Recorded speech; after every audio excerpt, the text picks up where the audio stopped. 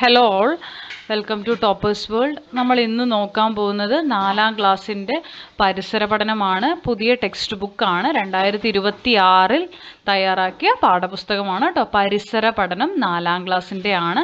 അപ്പോൾ നമ്മൾ ഇന്ന് നോക്കാൻ പോകുന്ന ചാപ്റ്റർ എന്ന് പറയുന്നത് 3ാമത്തെ ചാപ്റ്ററായ ചിറകുള്ള കൂട്ടുകാർ. 3rd ചാപ്റ്റർ ചിറകുള്ള കൂട്ടുകാർ. കംപ്ലീറ്റ് ആയിട്ട് നമ്മൾ എന്ത് ചെയ്യുന്നുണ്ട്, എല്ലാം വിശദീകരിക്കുന്നുണ്ട്. പാഠം മുഴുവനായിട്ട് വിശദീകരിക്കും. അതിൽ വരുന്ന ചോദ്യങ്ങളുടെ ഉത്തരങ്ങളെല്ലാം ഉൾപ്പെടുത്തിയിട്ടുണ്ട്. അവസാനത്തെ വിലയിരുത്താം, അതിൻ്റെ ഉത്തരങ്ങൾ എല്ലാം അടങ്ങിയ ഒരു കംപ്ലീറ്റ് ആയിട്ടുള്ള ക്ലാസ്സാണിത്. അപ്പോൾ ആവശ്യമുള്ളവരുണ്ടെങ്കിൽ എല്ലാവരും മിസ് ചെയ്യാതെ കാണുക. ക്ലാസ്സിലേക്ക് കടക്കുന്നതിന് മുമ്പ് നമ്മുടെ ഈ ചാനൽ ആദ്യമായി കാണുന്നവരാണ് നിങ്ങളെങ്കിൽ സബ്സ്ക്രൈബ് ചെയ്തൊന്ന് സപ്പോർട്ട് ചെയ്ത് കാണാൻ വേണ്ടി ശ്രമിക്കുക.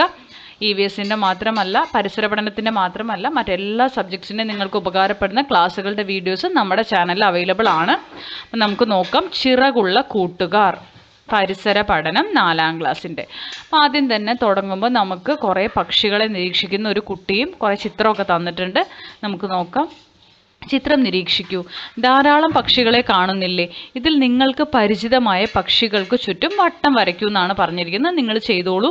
നിങ്ങൾക്ക് തത്തേനെ പരിചയമുണ്ടെങ്കിൽ, തത്തേനെ കണ്ടിട്ടുള്ള പക്ഷിയാണെങ്കിൽ ചിത്രം വരയ്ക്കാം. ഇല്ല, പ്രാവാണെങ്കിൽ അത്, കൊറ്റിയാണെങ്കിൽ അങ്ങനെ കേട്ടോ. അപ്പം ഞാൻ അവയുടെ പേരുകളൊക്കെ ഒന്ന് എഴുതാം. തത്ത, കുയിൽ, മൂങ്ങ, കൊറ്റി, പ്രാവ്. അപ്പം ഇങ്ങനെയൊക്കെ നമുക്ക് പേരുകൾ എഴുതാവുന്നതാണ്. കാരണം ഇതിലും കുറച്ച് ചിത്രങ്ങളുണ്ട് കേട്ടോ. ഇതൊരു ഒറ്റ ചിത്രമാണ്. മൂങ്ങ, കുയിൽ, അതുപോലെ തന്നെ നമുക്ക് കുറേ മരം കൊത്തിയൊക്കെ കാണാം. നിങ്ങൾക്ക് അതൊക്കെ എഴുതാം കേട്ടോ. പക്ഷികൾ പലതരം ഉണ്ടല്ലോ. പൊന്മാനുണ്ട്. ഏതെല്ലാം പക്ഷികൾ നിങ്ങളുടെ ചുറ്റുപാടുമുണ്ട് എന്നാണ്. നിങ്ങൾക്ക് പൊന്മാൻ എഴുതാം, കൊറ്റി എഴുതാം, ഇതെല്ലാം എഴുതാം കേട്ടോ. ഞാനതെല്ലാം ഇതിൽ ഉൾപ്പെടുത്തിയിട്ടില്ല. കാക്കയും മയിലും മാത്രമേ ഞാൻ ഉൾപ്പെടുത്തിയിട്ടുള്ളൂ. നിങ്ങൾക്ക് പക്ഷികളുടെ എല്ലാം പേരുകൾ എഴുതാവുന്നതാണ്. അവയെ തിരിച്ചറിയുന്നത് എങ്ങനെ? നമ്മൾ എങ്ങനെയാണ് ഇവയെ തിരിച്ചറിയുക? നിറം, തൂവൽ, കൊക്ക്, ശബ്ദം, ഇതെല്ലാം കൊണ്ട് തിരിച്ചറിയാം അല്ലേ? ഏതൊക്കെ പക്ഷികളെ ശബ്ദം കേട്ടാൽ തിരിച്ചറിയാനാകും? ശബ്ദം കേട്ടാൽ തിരിച്ചറിയാനാകുന്നത് കാക്ക, നമുക്ക് ഈസി ആയിട്ട് തിരിച്ചറിയാം. പിന്നെ മയിലിൻ്റെ സൗണ്ട് കേട്ടാലും നമുക്ക് തിരിച്ചറിയാൻ സാധിക്കും. അപ്പം ഇതെല്ലാം നിങ്ങൾ നിങ്ങളുടെ പരിസര പുസ്തകത്തിൽ എഴുതൂ. അടുത്തത് സാമ്യ വ്യത്യാസങ്ങൾ മനസ്സിലാക്കൂ. അപ്പം നമുക്കവിടെ ഒരു താറാവിൻ്റെയും ഒരു മയിലിൻ്റെയും ചിത്രം തന്നിട്ടുണ്ട്. നമുക്ക് കാണുമ്പോൾ തന്നെ അറിയാം രണ്ടും തമ്മിൽ വലിപ്പത്തിൽ വ്യത്യാസമുണ്ട് അല്ലേ? പക്ഷെ രണ്ടും പക്ഷികളാണ്, രണ്ടും മുട്ടയിടുന്ന പക്ഷികളാണ്. അതെല്ലാം സാമ്യങ്ങളാണ്. അപ്പം നമുക്കിതൊക്കെ ഒന്ന് എഴുതാം അല്ലേ?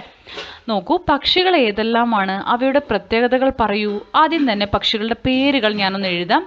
താറാവും മയിലുമാണ് പക്ഷികൾ. അപ്പോൾ ഇതിൽ നമുക്കിതിൻ്റെ എല്ലാം ഓരോന്നിൻ്റെ ഉത്തരങ്ങളായിട്ട് നമ്മൾ അടുത്ത സ്ലൈഡിൽ ഉൾപ്പെടുത്തിയിട്ടുണ്ട്, കാണിച്ചു തരാം. അപ്പോൾ നമുക്ക് അതൊന്ന് നോക്കിയിട്ട് തിരിച്ചു വരാം. പക്ഷികൾ ഏതൊക്കെയാണ്? അവയുടെ പ്രത്യേകതകൾ പറയൂ. ഉത്തരം ചിത്രത്തിലുള്ളത് താറാവും മയിലുമാണ്.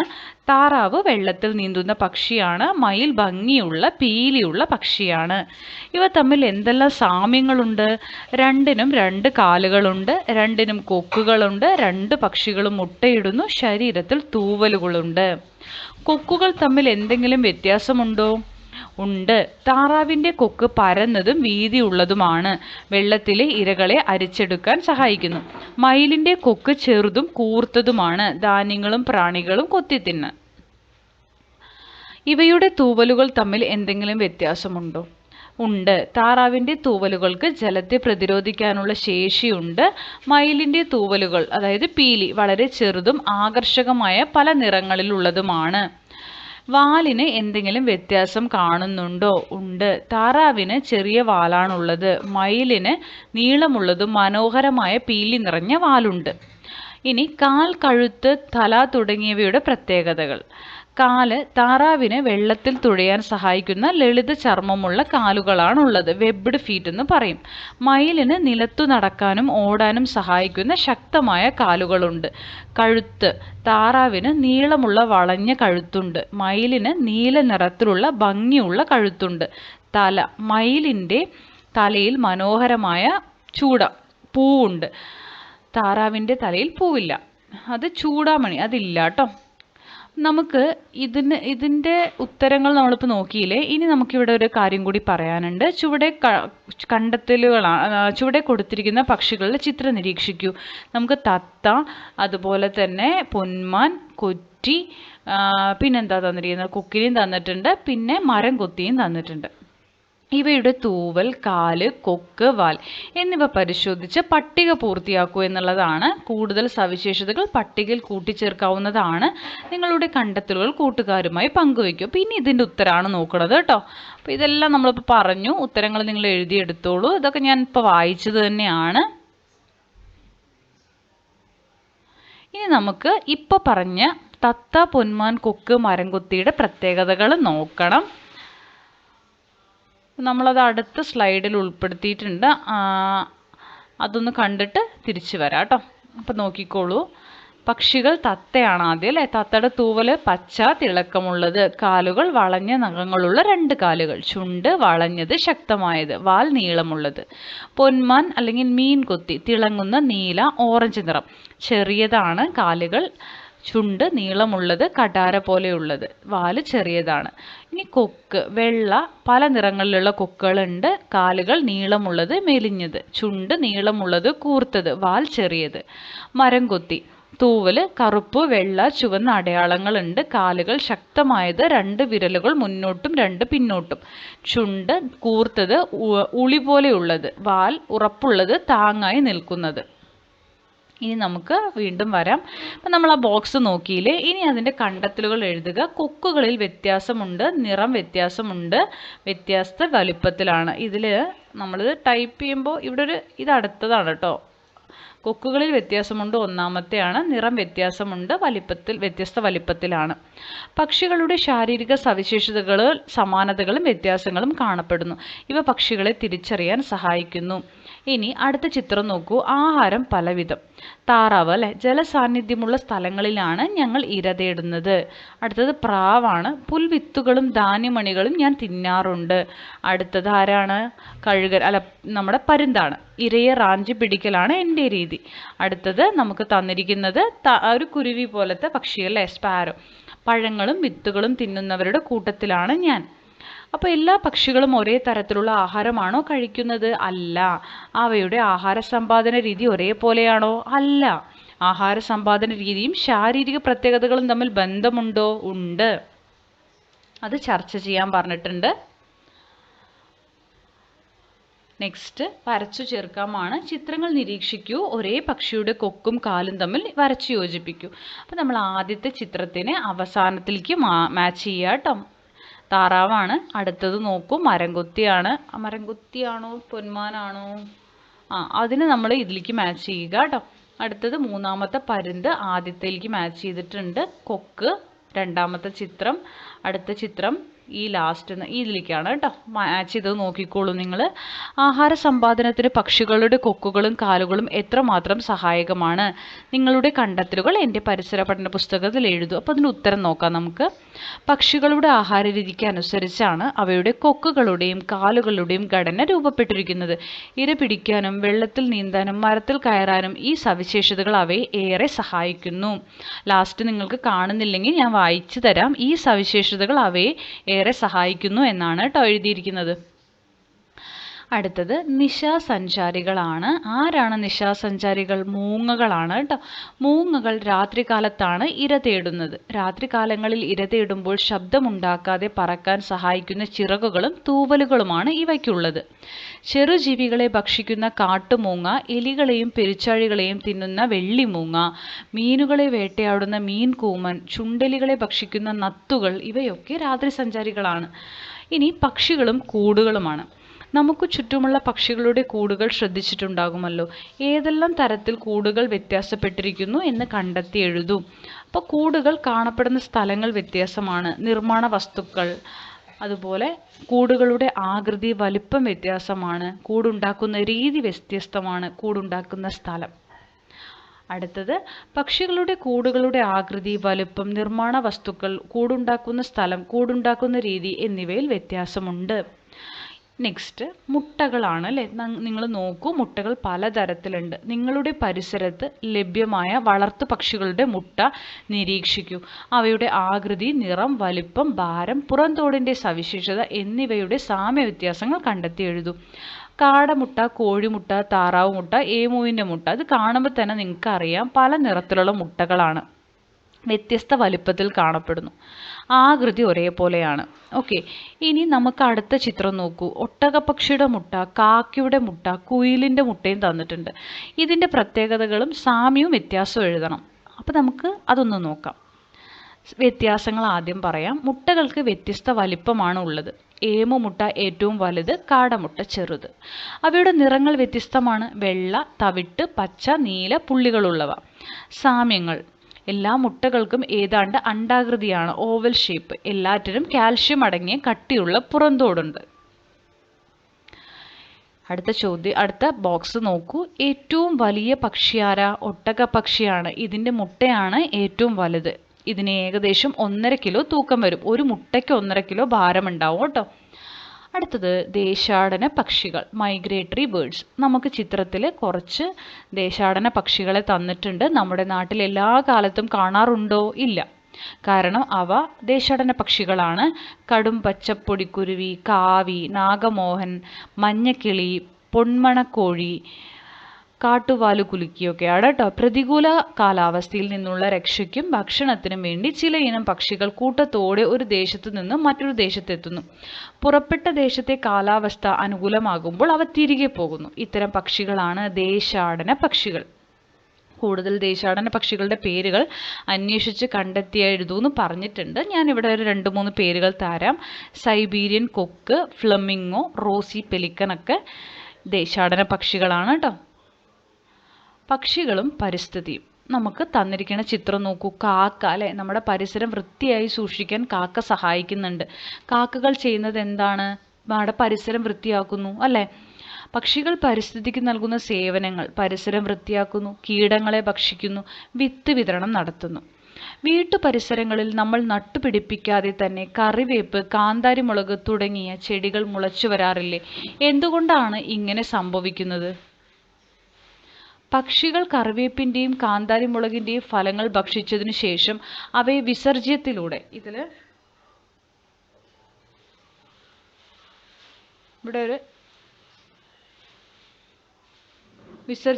പുറന്തള്ളുന്നു. ഈ വിത്തുകൾ മണ്ണിൽ വീണ് സ്വാഭാവികമായി മുളച്ചു വരുന്നു.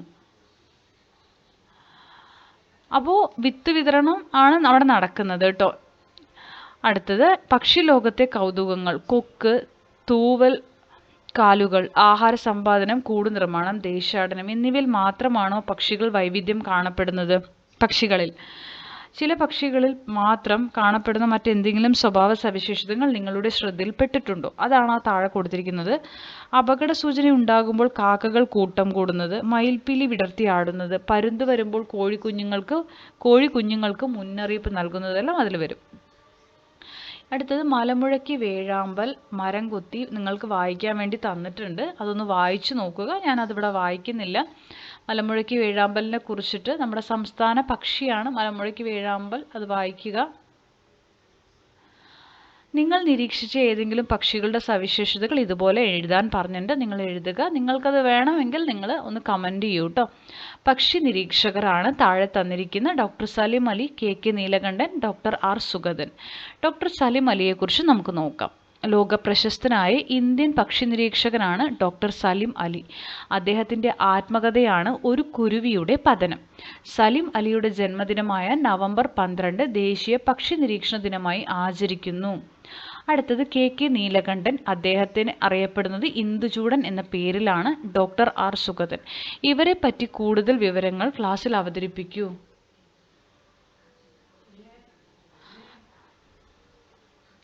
അപ്പോൾ കെ നീലകണ്ഠനെ കുറിച്ച് ഇന്ദുചൂടൻ എന്ന തൂലികാനാമത്തിലാണ് അദ്ദേഹം അറിയപ്പെട്ടിരുന്നത്. കേരളത്തിലെ പക്ഷികൾ എന്ന അദ്ദേഹത്തിൻ്റെ പുസ്തകം വളരെ പ്രശസ്തമാണ്. Doctor R Sugathan doctor Salim അലിയുടെ പ്രമുഖനായ ഒരു ശിഷ്യനായിരുന്നു. തട്ടേക്കാട് പക്ഷി സങ്കേതവുമായി ബന്ധപ്പെട്ട് വലിയ രീതിയിലുള്ള പക്ഷി നിരീക്ഷണ സംരക്ഷണ പ്രവർത്തനങ്ങൾ നടത്തിയ വ്യക്തിയാണ്. അടുത്തത് പക്ഷി സങ്കേതങ്ങളാണ്. പക്ഷികൾക്കുള്ള പ്രത്യേക സംരക്ഷിത പ്രദേശങ്ങളാണ് പക്ഷി സങ്കേതങ്ങൾ.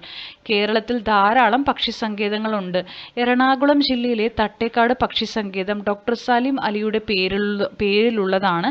മറ്റു പക്ഷി സങ്കേതങ്ങൾ ഏതെല്ലാമാണ്?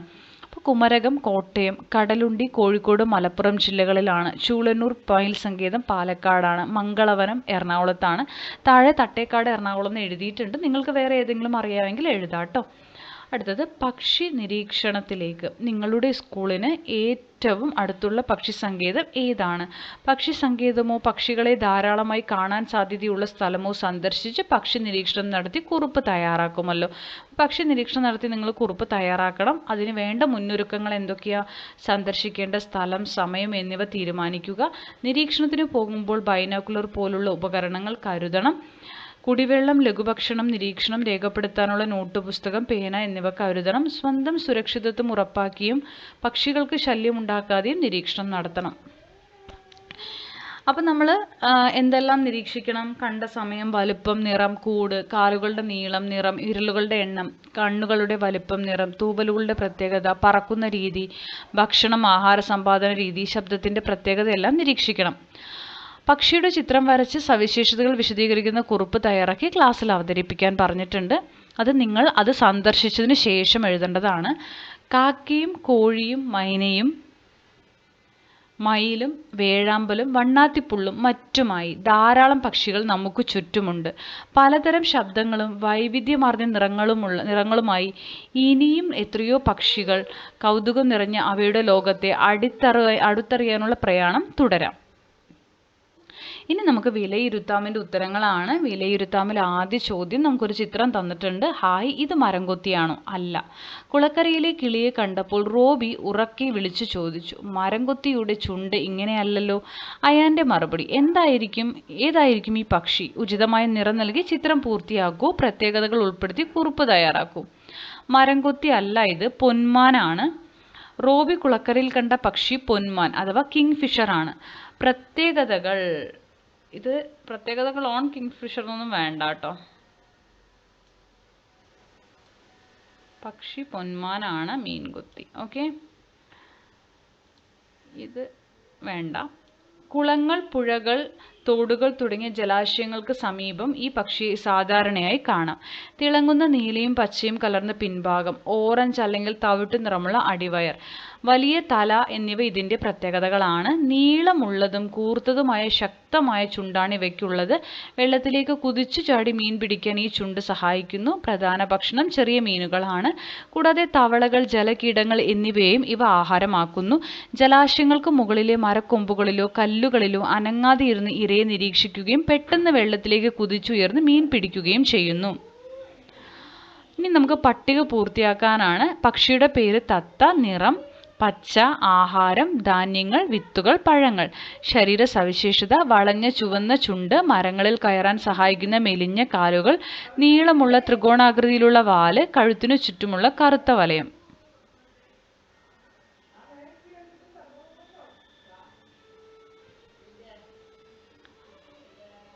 കറുത്ത അല്ലെങ്കിൽ ചുവപ്പാണ് വരിക കേട്ടോ. റെഡാണ്, ചുവപ്പ് വലയം.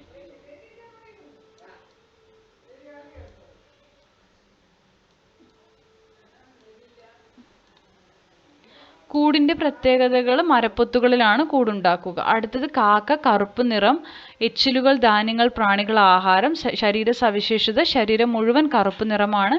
കൂടിൻ്റെ പ്രത്യേകത, കമ്പുകൾ ഉപയോഗിച്ച് മരച്ചിലകളിൽ കൂടുണ്ടാക്കുന്നു. അടുത്തത് മൂങ്ങ.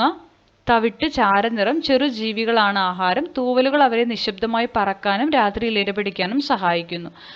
മറ്റു പക്ഷികൾ ഉപേക്ഷിച്ച കൂടുകളോ മരപ്പൊത്തുകളോ പഴയ കെട്ടിടങ്ങളോ ആണ് അവ ഉപയോഗിക്കുന്നത്. ചില മൂങ്ങകൾ നിലത്ത് മാളങ്ങൾ ഉണ്ടാക്കാറുണ്ട്. അടുത്തത് പൊന്മാനാണ്. തിളങ്ങുന്ന നീലയും ഓറഞ്ചും നിറം. മീനാണ് ആഹാരം. കൊക്ക്, നീണ്ട കൊക്കാണ്. നദീതീരങ്ങളിലോ ജലാശയങ്ങൾക്കു സമീപമോ തുരങ്കങ്ങൾ ഉണ്ടാക്കി അതിനുള്ളിൽ കൂട് നിർമ്മിക്കുന്നു. മരംകൊത്തി. പച്ച കലർന്ന മഞ്ഞ, മഞ്ഞ കലർന്ന തവിട്ട് നിറം. പ്രാണികൾ, പുഴുക്കൾ, ആഹാരം. കൂർത്ത കൊക്ക്, തലയിൽ വർണ്ണക്കിരീടം. മരപ്പൊത്താണ് താമസ സ്ഥലം അല്ലേ. അടുത്ത ചേരുംപടി ചേർക്കുകയാണ്. ഞാൻ അതിൽ മാച്ച് ചെയ്തിട്ടുണ്ട്. കൊക്ക് ബിയിലേക്ക് മാച്ച് ചെയ്യുക, നീളമുള്ള കാൽ, നീണ്ട കൊക്ക്. താറാവ് സിയിലേക്ക്, പരന്ന കൊക്ക്, ചർമ്മബന്ധിതമായ കാൽവിരലുകൾ. പരുന്ത് എലിക്ക്, അറ്റം വളഞ്ഞ് മൂർച്ചയുള്ള കൊക്ക്, കാൽവിരലുകളിൽ കൂർത്ത നഖങ്ങൾ. മരംകൊത്തി, മൂർച്ചയുള്ള കൊക്ക്, കാൽപാദങ്ങളിൽ 2 വിരലുകൾ വീതം മുന്നിലോട്ടും പിറകിലോട്ടും. ഓക്കെ, അപ്പം ഇതിൽ ബി ആണ് ഉത്തരമായിട്ട് വരിക. ഓപ്ഷൻ ബി ആണ് കേട്ടോ. ഓക്കെ, ഇനി തുടർ പ്രവർത്തനങ്ങൾ നിങ്ങൾക്കുള്ളതാണ്. ആൽബങ്ങൾ നിർമ്മിക്കാനൊക്കെയാണ്, നിങ്ങൾ ചെയ്യുക. അപ്പോൾ ഇത്രയുമാണ് നമ്മൾ ഇന്നത്തെ ക്ലാസ്സിൽ ഉൾപ്പെടുത്തിയിരിക്കുന്നത്. ക്ലാസ്സുകൾ ഇഷ്ടപ്പെടുന്നുണ്ടെങ്കിൽ ലൈക്ക് ചെയ്യണം, ഷെയർ ചെയ്യണം, സബ്സ്ക്രൈബ് ചെയ്യണം, കമൻറ്റുകൾ അറിയിക്കുക. നമ്മുടെ സബ്സ്ക്രൈബേഴ്സിന് മാത്രമേ കമൻറ്റ് ചെയ്യാൻ സാധിക്കുള്ളൂ. അപ്പോൾ തുടർന്ന് വാച്ച് ചെയ്ത് ഞങ്ങളെ സപ്പോർട്ട് ചെയ്യുക. Thank you for watching.